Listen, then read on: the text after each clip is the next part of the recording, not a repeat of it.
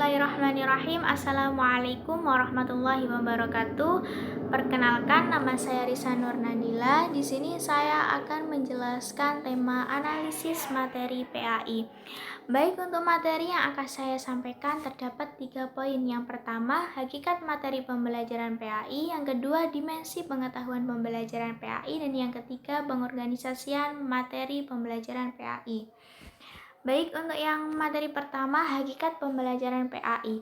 Pendidikan agama Islam dimaksudkan untuk peningkatan potensi spiritual dan membentuk peserta didik agar menjadi manusia yang beriman dan bertakwa kepada Tuhan Yang Maha Esa dan berakhlak mulia.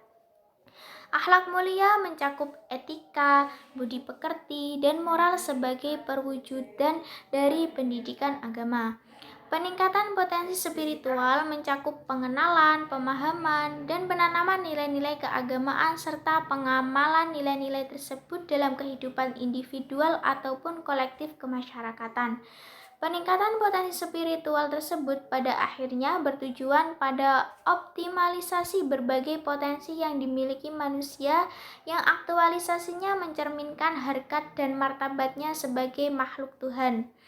Nilai-nilai pendidikan Islam adalah sifat-sifat atau hal-hal yang melekat pada pendidikan Islam yang digunakan sebagai dasar manusia untuk mencapai tujuan hidup manusia, yaitu mengabdi pada Allah Subhanahu wa Ta'ala. Nilai-nilai tersebut perlu ditanamkan pada anak sejak kecil, karena pada waktu itu adalah masa yang tepat untuk menanamkan kebiasaan yang baik padanya.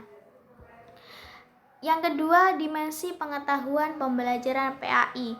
Para ahli psikologi aliran kognitivisme memperbaiki taksonomi Bloom agar sesuai dengan kemajuan zaman. Hasil perbaikan tersebut dipublikasikan pada tahun 2001 dengan nama revisi taksonomi Bloom. Taksonomi ini mengklasifikasikan sasaran atau tujuan pendidikan menjadi 3 domain atau ranah kawasan, yaitu kognitif, afektif, dan psikomotor, dan setiap ranah tersebut dibagi kembali ke dalam berbagai yang lebih rinci berdasarkan hierarkinya. Pengetahuan aktual, yaitu semua informasi yang mendetail dan spesifik seperti tanggal terjadinya sebuah peristiwa. Pengetahuan konseptual, yaitu saling berhubungan dan dengan struktur yang lebih besar sehingga dapat digunakan secara bersama-sama. Pengetahuan prosedural mengenai bagaimana untuk melakukan sesuatu, metode untuk mencari sesuatu, mengutamakan kemampuan, algoritma, teknik, dan metode. Pengetahuan metakognisi, yaitu melibatkan pengetahuan kognitif secara umum. Untuk materi yang ketiga, yaitu pengorganisasian materi pembelajaran PAI. Pengorganisasian materi pada hakikatnya adalah kegiatan mensiasati proses pembelajaran dengan perancangan atau rekayasa terhadap unsur-unsur instrumental melalui upaya pengorganisasian yang rasional dan menyeluruh. Kronologis pengorganisasian materi pembelajaran itu mencakup 3 tahap kegiatan, yaitu perencanaan, pelaksanaan, dan penilaian. Untuk dapat memilih dan mengorganisasi materi, perlu diuraikan konsep dan klasifikasi materi terlebih dahulu.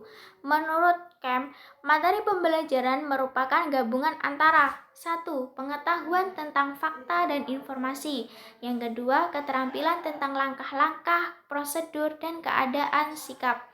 Yang ketiga, berangkat dari pendapat ini berarti materi pembelajaran itu merupakan satu kesatuan materi yang terdiri dari pengetahuan, keterampilan, dan sikap. Sumber materi. Yang pertama, buku teks, meliputi buku pelajaran, kamus, ensiklopedia, buku ilmiah. Yang kedua, internet. Internet termasuk salah satu sumber informasi yang sangat kaya. Yang ketiga, jurnal. Memiliki jurnal yang relevan dengan materi pembelajaran. Yang keempat, majalah. Majalah merupakan sumber yang sangat baik sebagai sumber pelajaran. Yang kelima, koran. Koran merupakan sumber materi yang sangat kaya akan informasi yang diperlukan dalam pembelajaran. Dalam melakukan pengorganisasian pembelajaran pendidikan agama Islam yang dapat memotivasi belajar peserta didik, kita harus betul-betul memahami apa yang dibutuhkan peserta didik.